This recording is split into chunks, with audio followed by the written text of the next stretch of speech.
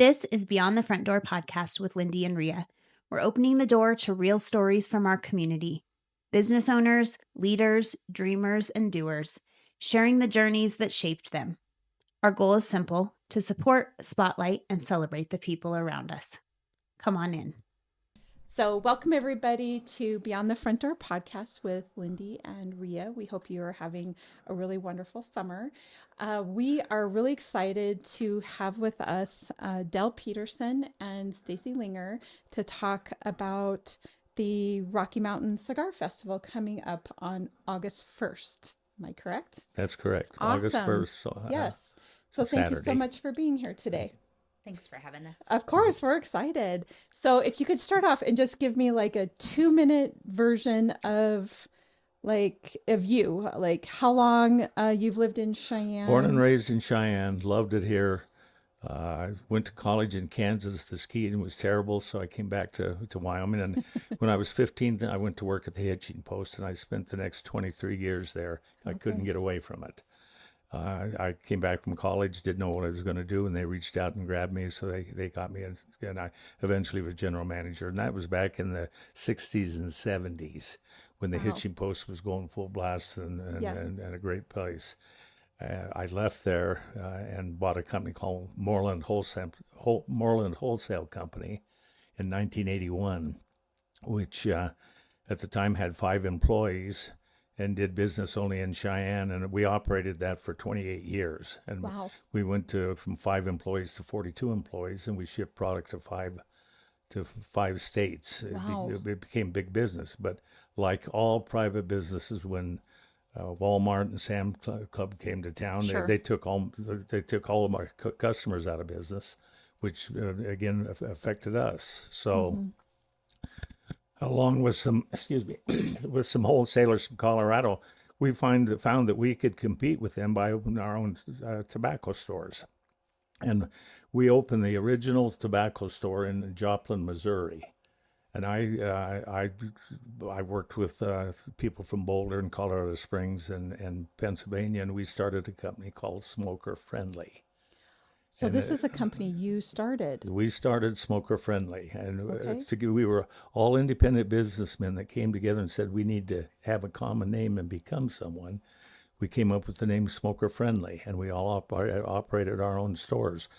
Out of Boulder, Colorado, we operated 115 stores at one time. Wow. My wife and I were from Cheyenne, and in addition to running Moreland Wholesale, the cigarette stores in Boulder, we operated 6 stores ourselves. We had 3 in Cheyenne, 1 in Sidney, Grand Island, and Kearney, Nebraska. And we found that we could compete and stay in business by doing that. We were so early into this way of doing business, we had to teach the cigarette companies how to deal with cigarette stores. They believed that the future, at that point, Kmart and Target and everybody had stopped selling cigarettes, and they were looking for a way to continue being in business and get to the market. And they thought convenience stores would be the way, but they soon found out that we were much more friendly than the convenience store, and we grew like crazy. Because it's kind of a culture. It's a culture, right? So I can see that. At that point, about 41% of the total population smoked, and of course, through the laws and then changes and the fact that the health issues, it's down now to about 18% actually, but still of the 18% that smoke, most of them, probably 90% of them, buy it through tobacco stores. And across the United States, there are a bunch of tobacco stores, all that have evolved out of what we started. We were so successful at first that we found a manufacturer, started making our private label brand of cigarettes and cigar and chew and tobacco products.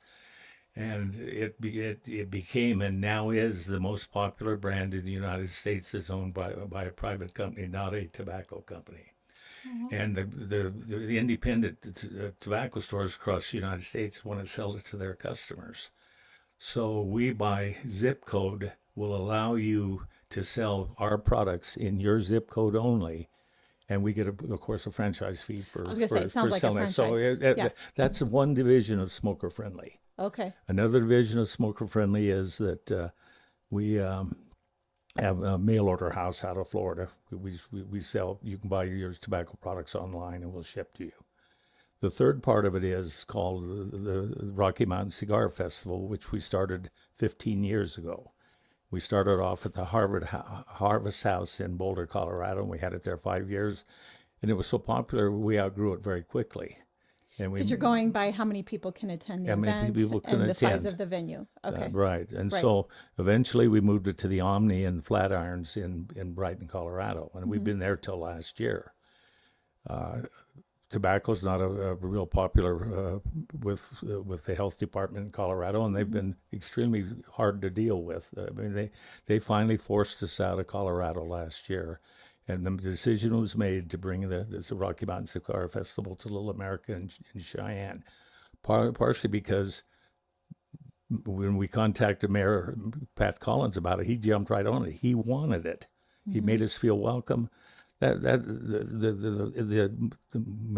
money that comes in on this thing is pretty big.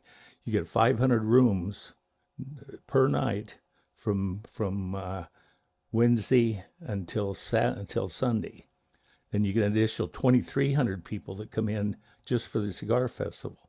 In one day, the state of Wyoming will collect $100,000 in tobacco taxes in one day. Wow. That's in addition to the tax on food and liquor and the lodging tax. So it has a big effect monetarily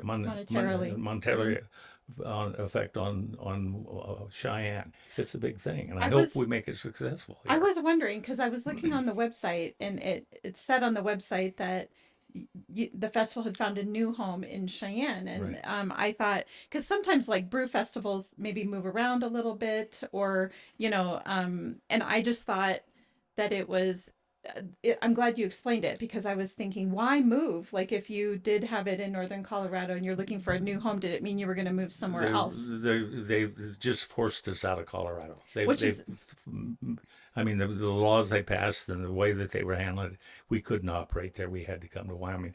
My history in the hotel business was kind of the drawing force on this thing. They came to me and said, we'd like to bring it to Cheyenne. Can it happen? I said, sure, we can make it happen. I think we can make it happen. I called Patrick Collins. He got in the middle of the thing and got the visitors and convention bureau included, and it happened, and we're here, and we're really glad to be here. Yeah, and you got a great place at Little America. I think Little America is really happy to have us. I mean, it's going to be interesting to see this come about, because remember, there's no smoking indoors in Wyoming, so all of these 2,300 people are going to have to be. Well, they'll set up tents around Little America. Outside. What we don't need is Wyoming wind or Wyoming hail or weather. We need your help in getting the weatherman to smile at us. Sure. Lindy and we'll give him a call. He'll step up. And We'd ask appreciate him to, it. One other division of Smoker Friendly turned out to be, then we'll move on. But one other division of Smoker Friendly was a company that became Thanasi Foods. And a young man came to us and said, I have a contract with Jim Beam to make Jim Beam flavored sunflower seeds. But I don't have any money, so we funded him, and we gave him an office and the telephone, a fax machine, whatever he needed. And over 13 years, he turned that company. He eventually moved out from us, and he turned it. If you don't go to Sam's Club or Walmart or a convenience store and you see Big's sunflower seeds, that's us. Or if you see Duke's beef jerky, that's us. And that company we eventually sold a couple of years ago to ConAgra. So that was another company we started out, and that was another division of Smoker Friendly. Wow. Yeah, so I want to get back to the entrepreneur part of this, All right. Which is amazing. But I want to back you up for just a minute, because so you are a businessman, entrepreneur, longtime resident of Cheyenne. Retired. I think you had a few beautiful daughters. Am I correct? I have 4 beautiful daughters and a wonderful son. I love them all. Yeah. So there's 4 of you or 5 of you? There's 4. 4 of you. There's 4 daughters and a son. Awesome. Yeah. And so you have one daughter with you today. I have Stacy with me. Yes. We have Kim and Sonia and Sarah and Dennis. And then Dennis, that's right. Right. Okay. So Stacy, if you'll tell us a little bit about yourself. Yes. So I was obviously raised in a bunch of this chaos, and then I ended up in Boulder and found my way back to Cheyenne through Frontier Days. And which has been great because it made it so I had my dad back in my world. And we've been at this ever since and have not missed a cigar festival with Dad. Usually Kim and Sonia are with us as well. Okay. And it's been fantastic. So back in here, I'm a banker at First Tier Bank, and I've been there now 20 years. So obviously this longevity came from somewhere. Yes. Like, Loyalty is what that is. Yeah. Yes. But other than that, those are kind of my highlights. Awesome. I've been a volunteer at Frontier Days for 44 years. Wow. And I was there the day that the announcer of Frontier Days at the rodeo, Hadley Baird, asked Sonia to marry him in the grandstand during the rodeo. So we have a long history of the rodeo in Cheyenne, Wyoming. Yeah. We really do. That's cool. So getting to the entrepreneur part of this, because you're going to be right around our 190th episode, somewhere in there. So we've had a lot of small businesses on here and a lot of community nonprofits on here, everybody kind of telling their story. I can't think of another person that has come on, and you tell me, Lindy, that has had such a wide reach with your business, like across the country. Have we had anybody else? Because right before we started, did you not say that it was like how many stores? Well, there's 400 stores now. That I've left. I'm retired. You've left, but Right, still, but- it kept But growing. they've continued to grow. They've Yeah. grown to Yes. 400 stores. They've got amazing. 3,000 employees from Montana to Florida.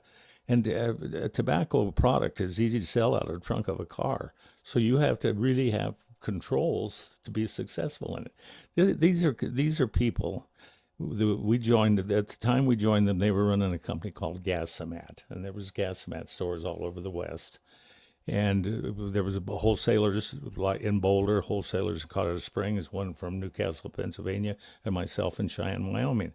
And we were a dying industry because what happened was Sam's and the big box. It's like The big box stores come I to remember town. the big, yeah. The convenience, all the mom and pop filling stations went out of business because of come and go, and when come and go or stores like that buy their product, they buy from one supplier someplace back east, and it's all trucked in. Right. My customers, and you're too young to know this, but my customers used to be Hoy's Drug and Rodell Drug and mom and pop filling stations. Those folks were all forced out of business by the big box stores. Yep. So our success is we adapted. We found a product, a niche that we could hide in, selling tobacco products, and we've survived and thrived and made it Which work. is kind of amazing because there has been,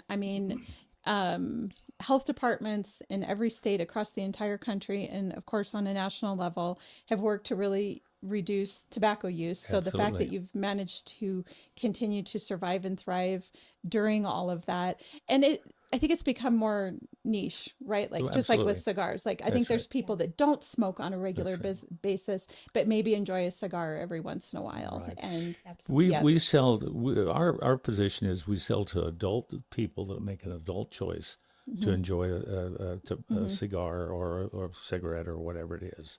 We don't sell tobacco, we don't sell drugs, we don't sell marijuana. We just sell tobacco products.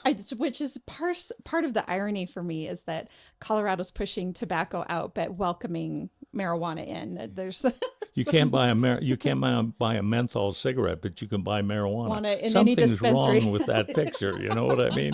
The irony of things sometimes just cracks me up. Well, so even when you were in it, though, I guess this is what I kind of want to point out is that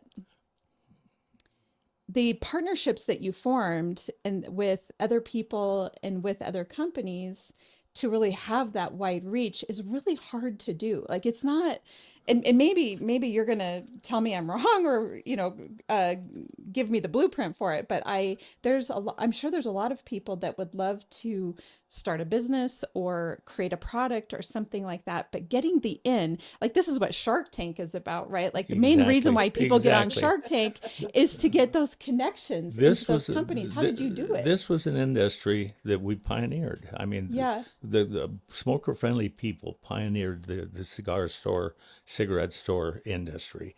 We would go to a national tobacco convention in Las Vegas, and we would go up to the rooms of Philip Morris or R.J. Reynolds, or at that time American Tobacco, Brown and Williamson Tobacco, and we'd explain, we have an idea to sell cigarettes, and cigarettes only, make a living, being friendly to people that smoke, giving them service, providing them the brands they want at a good price. And we got them to believe in us, and they finally came to us and started helping us promote. They would give us $1 off per carton sticker on a carton of cigarettes, or they helped us. Once we got it, we proved the industry that it was going to be good. They got behind the thing, and we really grew like crazy, which across the United States, I don't know how many cigarette stores there are in the United States, but there's thousands and thousands of them. They're not easy to operate. They're hard. The pilferage, the controls, the cash flow, all those things have to be managed, and it's hard. You got to have, number one, you got to have the capital, because it's very expensive to open a tobacco store. If you sell cigarettes, or you sell a cigar, for instance, a cigar may sell for $10-11. $7 of that is tax. Well, I was just going to say the taxes range greatly depending on the state. Exactly. And part of it is because the research bears out that the higher a tobacco tax is, the more that tobacco use rates go down. The two things that the anti-smoking people have done is they've made it hard to find a place to smoke. They've made it hard to find a place to buy the tobacco. Right. And they've through taxing, they've made it too expensive for people to smoke. I mean, they have their job and we have ours, and that's what it's all about. Well, and I think ultimately, I guess to add to what you're saying, it's just that I think the goal is to remove the habit of several times of day smoking. But what it sounds like is, especially with cigars, I mean, that's not you're not cracking open. I mean, you're not, I don't think anyway, smoking a cigar every other hour all day long. It's more of a niche thing. Am I right, or am I wrong? At our house, maybe after dinner on night, when all our son-in-laws are there, and Stacy joins us, the guys all go out on the patio with a cigar and a glass of cinnamon whiskey. That sounds awesome. That's once a month. I mean, and we enjoy it. It's kind of a family tradition anymore. Yes, especially after holidays. Yeah. Yes, that's what I mean, though. But it's more of a novelty, or it's more of a special occasion, or it's that sort of thing. A friend of mine told me one time, and his name was Joel Sherman. He operated Nat Sherman Cigar Company, and they made high-grade cigarettes and high-grade cigars. And he told me the downfall of the tobacco industry was the onslaught of generic cigarettes, because smoking used to be enjoyed. You take your time, and then when generic tobacco came around, it became a dirty habit. That's what he called it. That's a great way to put that. So it changed the complex and the way that tobacco companies operate. And quite frankly, there are not very many tobacco companies, big tobacco company. R.J. Reynolds, Philip Morris, American Tobacco's gone, Brown and Williamson Tobacco's gone. They've gone out of business. They've just been forced out. So this country was built by a man by the name of Duke University, Duke Hospitals. He was a tobacco man, and he financed the revolution for the United States on tobacco sales and the profit of tobacco sales. Sure. So this history really is tied at the hip to tobacco. You're right. It is a big part of who we are. Yeah, exactly. Yeah. Okay, so moving on to the festival. Okay. Then, so you were telling us a little bit before we got started, but if I can have you start again and tell us a little bit about why you're moving up here, and what the festival is, and get our listeners to come. In part, we moved up here because of the pressure from the state of Colorado. in part because Patrick Collins put his arms around us and says, "We want you," and we came. We sell 2,300 tickets at different price levels, and you get more amenities for a different price. For instance, we had tickets, I think, at $500 and $300. And all of those are sold out. All Because when those I sold looked, all out those VIP tickets. in the Yeah. past. In the past, we've sold 2,300 tickets. The $500 tickets and the $300 tickets are all sold in 5 minutes. The entire 2,300 tickets are sold out in about 20 minutes. And these are the people buying those tickets. People buying the tickets for the festival. Just public, The or is public. it the people It's the buying, public. It's or the like public. businesses? This Okay. is the This is last just the part of what I public. talked about. The Okay. third part of it, of the whole process, is the day we open up all the tobacco companies and cigar companies to the public. That's called the Rocky Mountain Cigar Festival. We could sell 5,000 tickets if we had the facilities to handle it, but we cut it off at 2,300. Otherwise, we can't do a good job handling it. Right. Yeah. Right. So I did see there were like VIP tickets, but then there's going to be sort of, and it looks like there's an event the day before and the day of. Am I correct? Well, There's some stuff going on Friday. Well, on Friday is the meeting of the licensees from Okay. Smoker Friendly, and they Okay. have a buying show. Okay. The day of, there's some private parties. There's a private party Friday night, then there's a public Sure. party.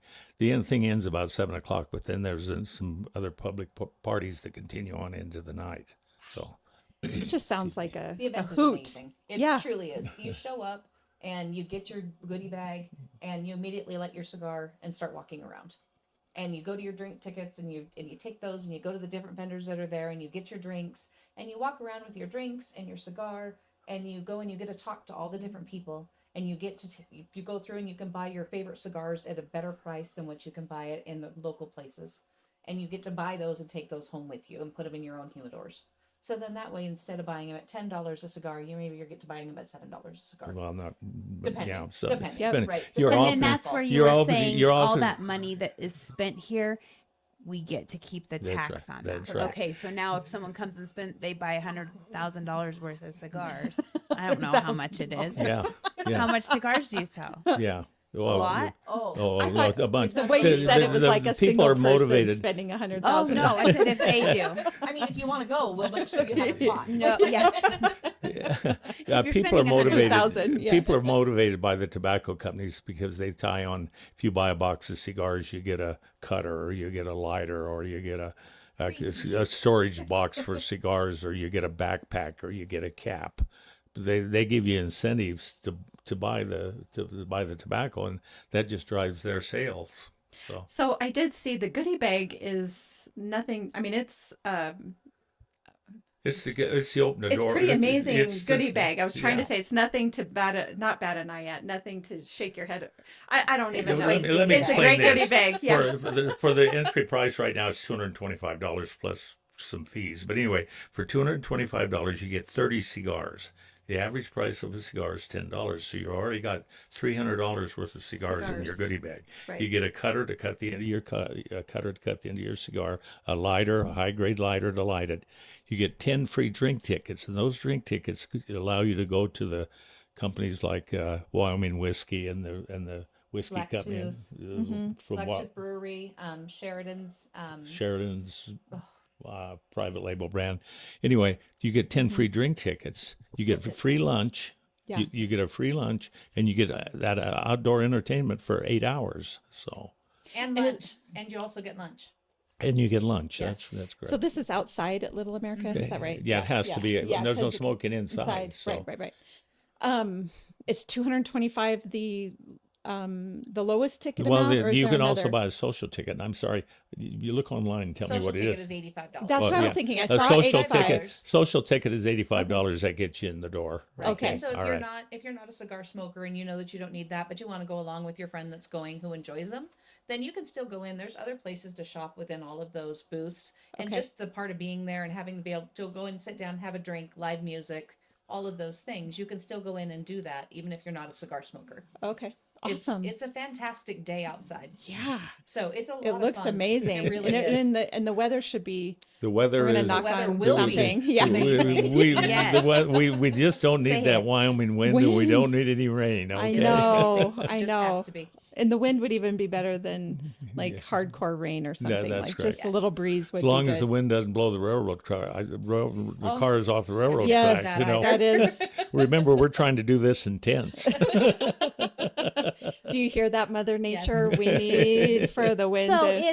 So you're saying the actual festival is outside, Yeah, it has which to would be. make sense because you say you by want to law. light a cigar. Okay. There is In no smoking. Colorado, could you do it inside? You could smoke No, inside. it's outside Okay, there I didn't too. think So so. it I was In like, Colorado and Wyoming, on it's the part of internet. that But the tobacco weather is- thing we okay, talked right. about. There's no smoking indoors. That's the Yeah. driving force of the tobacco anymore. So, Right. And it's Yeah. wonderful because you're outside, you're not walking through a ton of cigar smoke. I Like like you're that walking too, through yeah. that Yeah. and it's enjoyable all the way around. If it was inside, it might get a little hefty with that many people. I went to a cigar show in Orlando a few years ago, and they set the fire alarms off 7 or 8 times during the day. The fire trucks just kept coming and going just because of the smoke from the cigars. That's fun. Huh. I love it. I think it sounds like a great time, and there's a lot of vendors there. You know, if you pay you upgrade your ticket and get the goodie bag. I mean, it sounds like a really nice time, and it Financially- reminds me of a brew fest Well, essentially. it is Yeah. exactly. I mean, it's But- a brew fest with goodies. Goodies, yeah. Financially, it's good for Cheyenne too. I mean, Right, because you're bringing in. So let's talk about that for a minute. Where all do people come from for well, this they festival? come all from all of the United. They come from all over the world, actually. But most of them come around from the Rocky Mountain area.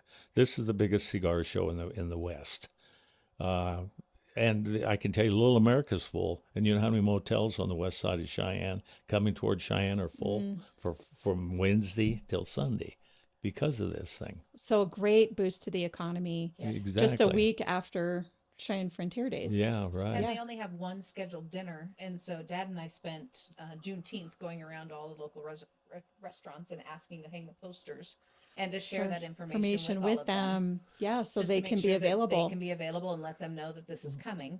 And then also to let that list go around all the people coming in to make sure that the restaurants are aware so they're staffed properly and make sure that they are ready and available for all of this. One of the elements that hurts us a little bit is the air service into Cheyenne. Kim is Sure. president of the airport board in Cheyenne, and she recognizes the boost that might happen if we had more airplanes flying in and out of Cheyenne. They Sure. put on extra planes for Frontier Days. I know they do. If they'd hold them over a week, I think they could pick up quite a bit of business. I mean, the people coming and going. convenience of flying directly to where you're going is very nice. Although, I mean, Denver's not far. I think it's totally doable to drive from Denver up here. But boy, it is handy to fly it's directly very into much our so. community. Very much so, It yeah. is. Yep.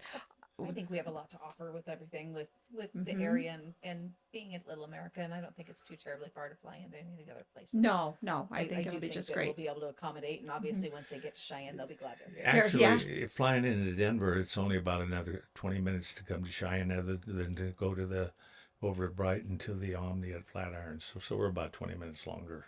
Oh, to sure. get So here very than- convenient. It's not that it really. Plus, it gives them all. I mean, a lot of people have never been to Wyoming, Well, right? So it's going to be a great way to get them in. Terry Gallagher, our president, and the Gallagher family recognizes the worth of the West and the feeling of Cheyenne. They're actually going to have a mechanical bull for you to ride. They're going to have a roping contest.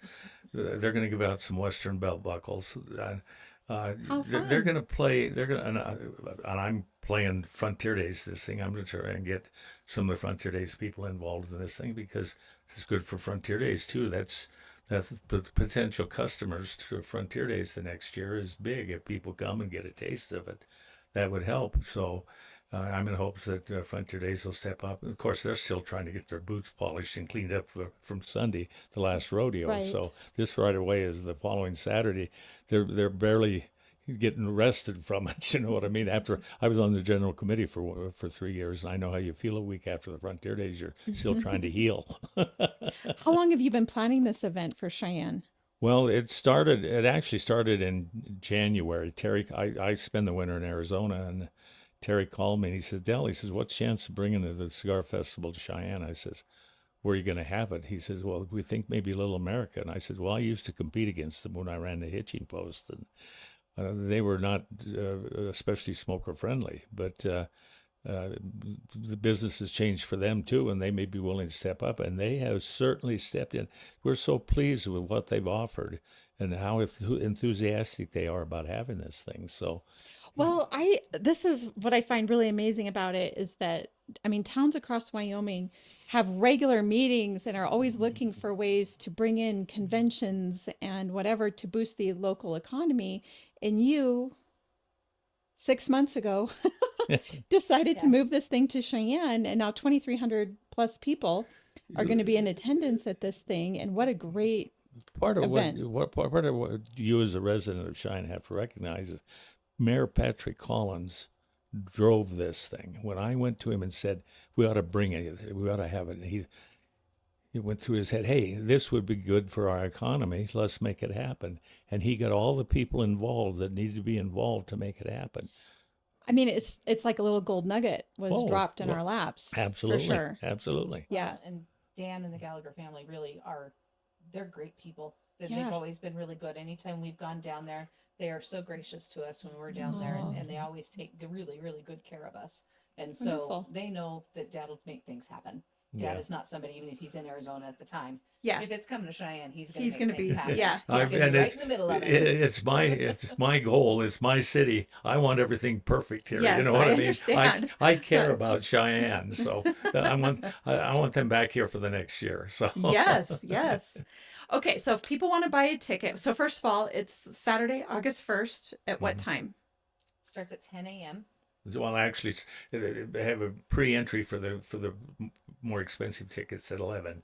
Okay. The regular tickets all come in at noon. They last Okay. till 7 o'clock at night. Okay. All right. And then if people want to buy a ticket, I know they can Google the Rocky Mountain with Cigar Festival. That's it. At this point, the best thing to do is go and put in Rocky Mountain Cigar Festival. Okay. The site will come up and the ticket page will come up, and You can just click go on on there what and you buy a want, give them ticket. your credit card, and you're in. Are you accepting, like, can people just pay at the door? I don't think so. I think you It have has to be pre. Yeah. Okay. To begin with, all tickets are going to be sold, and Okay. we want to make sure we have the money before we even start this thing. So by making pre-sale tickets, we're guaranteed the 2,300 people. Okay, I gotcha. Yeah. Awesome. So that's it for contact information. Anything else that you would like to add that we haven't covered? Come join us. You'll enjoy it. You don't have to smoke a cigar. Just come see the people, see the music, and have a drink. Okay? It's a really fun thing. I think it sounds like a wonderful Yeah, time. I it wish is. I was going to be here, and I am not. But I would love to come, and it'll be here again next year. I'm Yeah, just going to throw I- that out into the universe, and I'll be here next We year. handle this thing right. Little America steps up, and we have enough bull riders. It's going to be okay. All right. Awesome. Okay, so Lindy and I wrap up every podcast by asking our guests, we each ask a question. So my question for each of you is, what is the number one leadership trait that you aspire to have or that you believe is the most important? The drive to be successful. If you own everybody thinks owning your own business is easy. You got to work at 24 hours a day, 7 days a week, because you got to make payroll. You have to have sales. You got to pay the rent and the insurance, and you can't do that in 8 hours a day. You sit up on Sunday night figuring out what you're going to do next week to make payroll. It takes the drive and the gotta wanna to be in business yourself. Just as a quick side note, how many years did you do that? Well, I did the hitching post 23 years, and we and- did Moreland Wholesale for 24 years, 25 years. That's a lot of years of drive. And It hasn't stopped. and you have the stressors, like the burglar alarm goes off at 3 a.m. and you got to get out of bed and run down and meet the police. I mean, there's just things about being in business. You get ready to go on vacation and your number one employee comes to you and gives you 2 weeks notice, and you're going to be gone a week. I mean, those are the Those are the stressors things of that happen. when you're owning your own business that happens to you. Yeah, love it. Okay, how about you, Stacy? I'm purpose. I'm all about your purpose. Your purpose is what gets you out of bed every day. And you have to make sure that when you're doing things, you're doing it for the right reason and the right purpose. You know your why. Yes, Yep. you have to have that. If you don't know why you're there or what you're doing it for, or if you're doing it for the wrong reasons, it's not going to work out for you with the baseball league that we do, and every day in banking, and honestly every day in life. If your purpose is not there for the right reason, you shouldn't be doing it. And after all of these things, being raised by the people I was raised by, Yeah. you get up every morning and you do your absolute best, and you're the head of everything, and you run everything, and you do everything, whether it's Mission PTO accomplished. or it's Hey, all the things. As a parent, As a parent, here we're going to get the as a parent, it's very gratifying to see all of your kids own their own home, have kids go to work every day, become successful part of the. This girl runs all the baseball at the baseball diamonds. Kim was on the airport board. Sonia works for Frontier Days. The other two kids teach school. Our grandkids teach school right down the hall from them, three rooms in a row. That's gratifying. Yeah. That, and when your parents tell their kids the same thing you told them, that makes you feel good. It really does. You know Yes, what I you mean? have a lot to be. Yeah, absolutely. You have a lot to be thankful for. Yeah, And a lot of absolutely. blessings. Absolutely. Love it. Okay. Okay, well, since we're real estate agents, we have real estate questions. No, I'm just kidding. But, You might be able to answer those too. you're like, I got this. Okay, so my first question, I have two, because it's like kind of two-part. But the first question is, at this stage in your life, what does home mean to you? I'll let you do Home that one. is Thanksgiving and Christmas when you have 33 of your family in one big table, all sitting around, loving each other, holding each other. We leave tomorrow for our family leaves for where are we going to? We're going to Buffalo. Buffalo. We're going to Buffalo tomorrow. Stay in the campground together up there for 5 days and cook together every morning and every evening and tour around, play golf one afternoon. That's what family's all about, and that's what home is all about. It's a great answer. Yes. How about you, Stacy? Ugh. Home is when you open up your home to everybody that you think belongs to be there. Home is where everybody's at when you open everything up and put those people into your life. And you welcome whether they want to be there or not, whether they should be there or not. You welcome up your home and you offer it up to everybody, whether it's friends, whether it's family, whether it's family, all the Family. things. It's where it's yours and you have what you have to open it up, whether you own it, whether you rent it, whether it's anything at all. You just make that table a little bit bigger and put everybody at it. I can So- tell you when you go to Stacy's house to eat, she can't cook for 10. She only cooks for 50 at a time. I'm okay? well aware of that. Well aware of that. And I've been to her house. The table is not a straight line. I want you to know. It like curves like a maze through her house to get everybody She in. inherited that from her. He didn't say it had to be straight. Sorry. To the table. No, the rules. That rule's It not there. just all No. has to be together. That's all. It does. It just has to touch. Touch. Yes. And Okay. everybody's at one table. Yeah. And then my final question is just, this is more real estate related, but what attracted you to the home you live in, like the actual house you live in right now? Go ahead. Yeah. That you can fit this long table?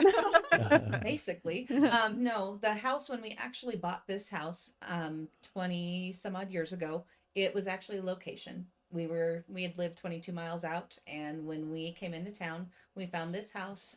It was on pavement, and it was 3 miles from the grocery store, and it was honestly ugly as sin. But we made it a home that we wanted to live in over the last several years, and it has taken nothing but blood and sweat, and God love my husband. Yes. Shout out and to all Mark. of my friends. Yes, all of our friends who have been there to help us from the very beginning all the way through current situations. I love it now and then because of its location and what it's brought to us and what it's meant to us as a family, because it does have a spot in it that can fit that table and everybody in it. Yes, it Yeah, definitely does. if you've seen our living room, we call it the Linger lobby. It's like a hotel It lobby. is. 18-foot high ceilings. So many pictures in there.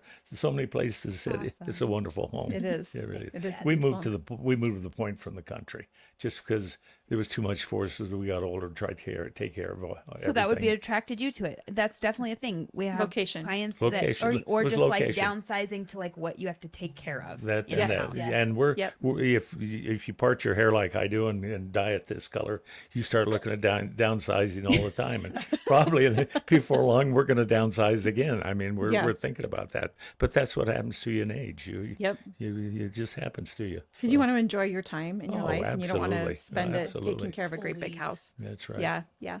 We expected our kids to take care of 12 acres and 300 trees. They just couldn't do it, so we Or had to got our move own to town. acreage. Yes, I was going to say, All the things. was it they couldn't or did they want to? That really is the. They did. It was just too much for them. Oh, it's funny. Well, thank you both for coming on. I can't wait to share Yeah. information about the festival. It sounds like it's going to be a great time. And I'm just so thankful you brought it to Cheyenne and that hopefully it can be an annual thing here. It's financially it's important, socially it's important, and it certainly puts Cheyenne on the map. You know what I mean? Yes. And we're all our life that's what we've done is trying to put Cheyenne on the map. Yeah, You know even that. Wyoming by itself Wyoming, on the map.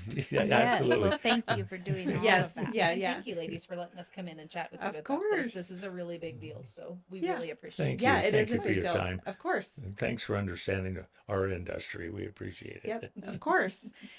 So for all of our listeners, if you're looking to attend this festival, just Google Rocky Mountain Cigar Festival and you'll find it right away. And buy yourself a ticket. You need to get it ahead of time because they are not going to be, it's probably going to be sold out before the day of the event. So if you're interested, be sure to get in there and get your ticket spot. Absolutely. Please do. And for everybody, I should say, not everybody else. As you all know, Lindy and I are realtors here at Peak Properties. So if you're looking to buy or sell, we'd love to help you with that. You can find us at sellcheyenne.com as well as all of our social media channels and Beyond the Front Door podcast on YouTube, as well as your favorite podcast platform. And if you're listening in, be sure to hit that subscribe button so we know you're there.